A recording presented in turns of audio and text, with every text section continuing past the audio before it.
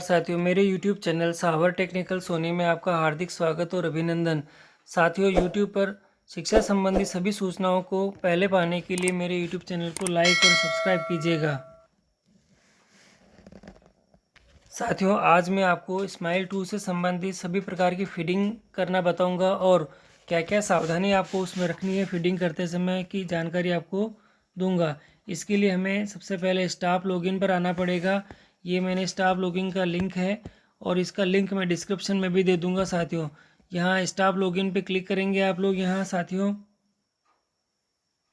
तो साथियों यहाँ स्टाफ लॉगिन का पेज आ जाएगा। यहाँ यूज़र नेम दे रखा है सबसे पहले, उसके बाद पासवर्ड है और एंटर कैप्चा है।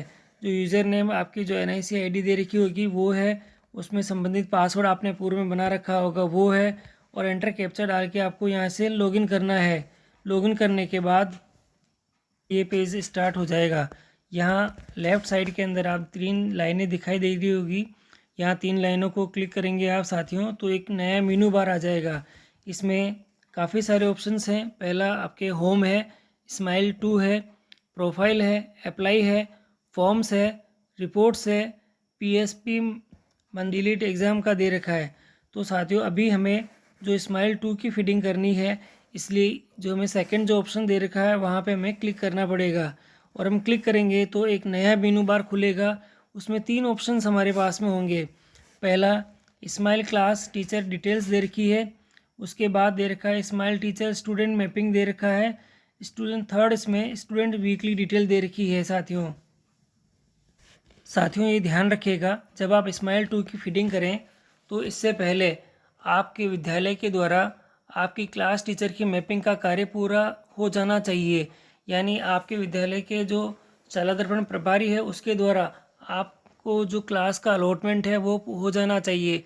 यानी शाला दर्पण के माध्यम से हम क्लास टीचर की मैपिंग करेंगे तो ही हम इसके अंदर फीडिंग कर सकेंगे। सबसे पहली और इम्पोर्टेंट बात है साथियों। अब यहाँ पहले को क्लिक करेंगे आप, तो आपके सामने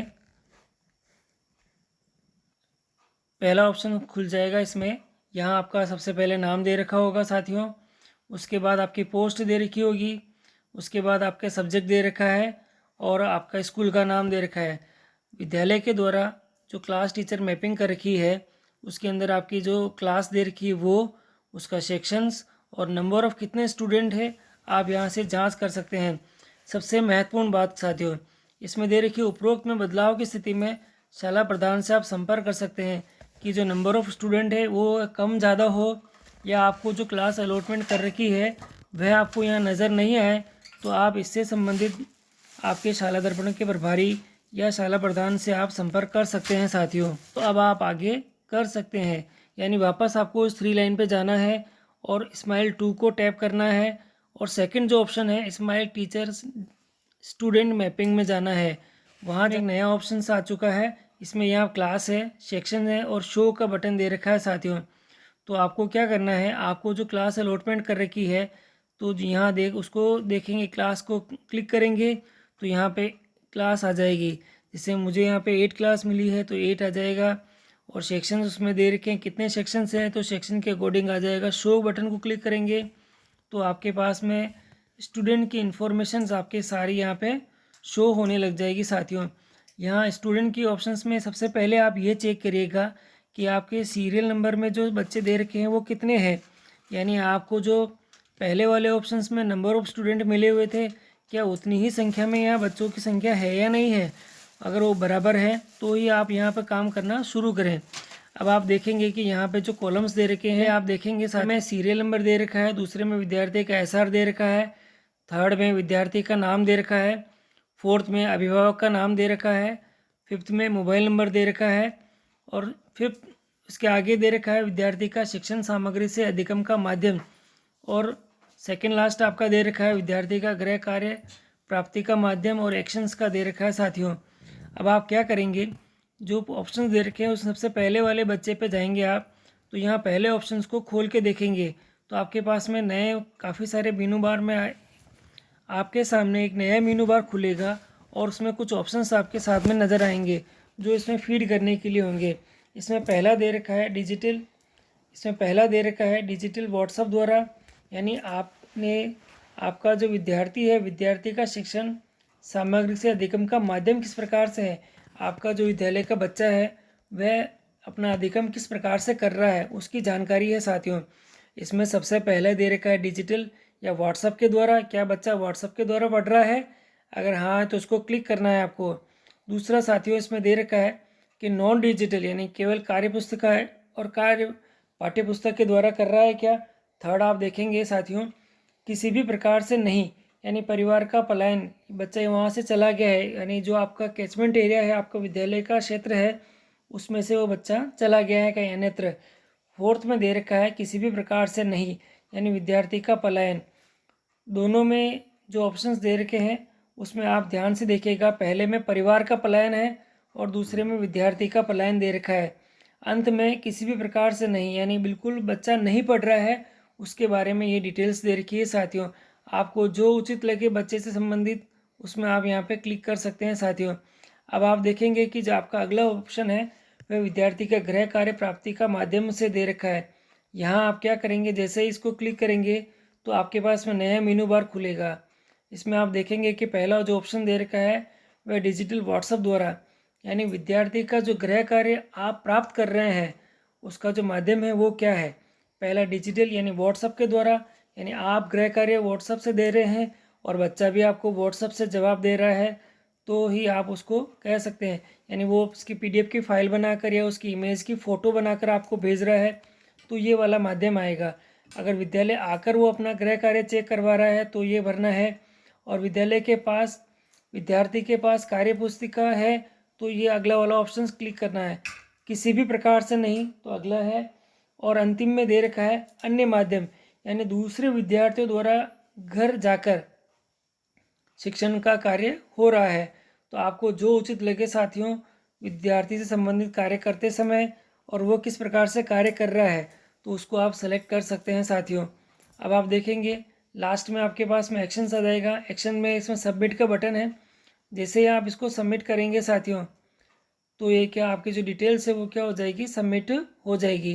जैसे मैं यहाँ करके दिखाता हूँ आपको, बच्चे की जो डिटेल्स है वो ऊपर दिखाई दे रही है, लोडिंग हो रही है, और फिर आपके पास में एक नया आ जाएगा यहाँ पे लिखा हुआ कि रिकॉर्ड सेव सक्सेसफुली, तो और यहाँ पे क्लोज का बटन दे रखा है। अगर बच्चे का रिकॉर्ड सक्सेसफुली हो गया है तो उसको क्लोज कर देते हैं और वापस इसी प्रकार आपके जितने भी स्टूडेंट दे रखे हैं साथियों आपको सभी बच्चों को क्या करना है, इसी प्रकार से फीड करके सबमिट करना है।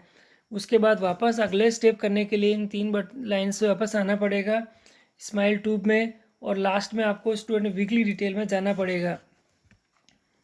यहाँ आने के बाद एक नया मेनू बार खुलेगा। इसमें यहाँ पे कक्षा है, सेक्शन है, ईयर है, मंथ है, वीक है और शो बटन दे रखा है साथियों। अब हम क्या करेंगे, जैसे क्लास है, आपको जो मैपिंग से क्लास मिली हुई वो क्लास है। सेक्शन दे रखा है, सेक्शन कौन सा है, ईयर देना है। अभी लास्ट ईयर से ही ये कार्य शुरू हुआ है इसका, यहाँ इसके कारण से यहाँ पे 2 सत्र यहाँ पे शो होंगे, 2020 और 2021।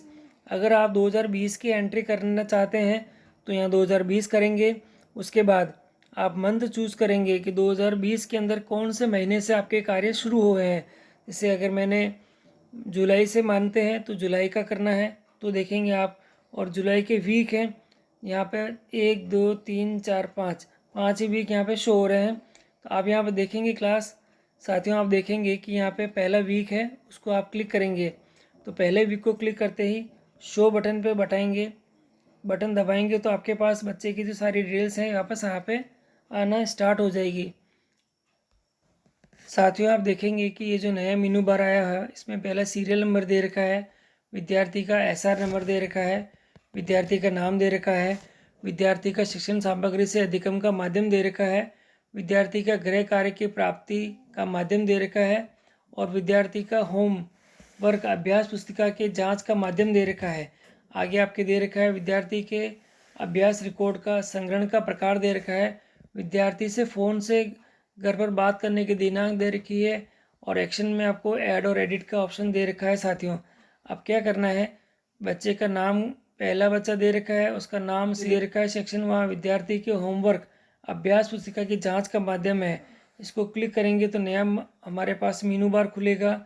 उसमें वापस वही डिजिटल व्हाट्सएप के द्वारा विद्यालय आकर, शिक्षक द्वारा घर जाकर, किसी भी प्रकार से नहीं विद्यार्थी द्वारा गृह कार्य नहीं किया गया, किसी भी प्रकार से नहीं शिक्षक द्वारा गृह कार्य की जांच नहीं की गई, आपको जो उचित लगे और बच्चे के अकॉर्डिंग जो बच्चे ने जैसा कार्य करा है उसके अकॉर्डिंग आप इनमें से आप चूज़ करके यहाँ पे भर सकते हैं साथियों। उसके बाद ने एक और अगला दे रखा है, विद्यार्थी के अभ्यास रिकॉर्ड का संग्रहण का प्रकार।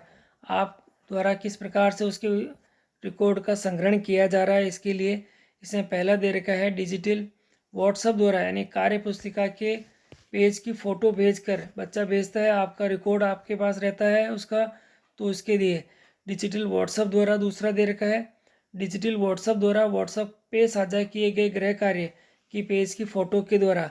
नॉन डिजिटल कार्य पुस्तिका की जांच के द्वारा, नॉन डिजिटल दिए गए गृह कार्य की जांच के द्वारा। यहाँ तो आपको जो ऑप्शंस ठीक लगे बच्चे के अकॉर्डिंग वो आप यहाँ पे भर सकते हैं साथियों।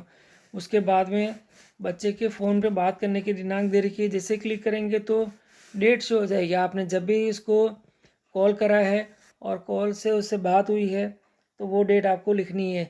अगर आपके उससे बात नहीं हुई है तो आप यहाँ पे नो कनेक्शंस भी लिख सकते हैं और सबमिट बटन दबाएंगे तो इसकी जो डिटेल है वो सेव हो जाएगी। इसी प्रकार आपको क्या करना है, सभी बच्चों की जो डिटेल्स है उसको सेव करना है। और इस प्रकार आप देखेंगे कि ये जो आपके स्माइल 2 की जो फीडिंग है वो आपके ऑनलाइन हो जाएगी साथियों।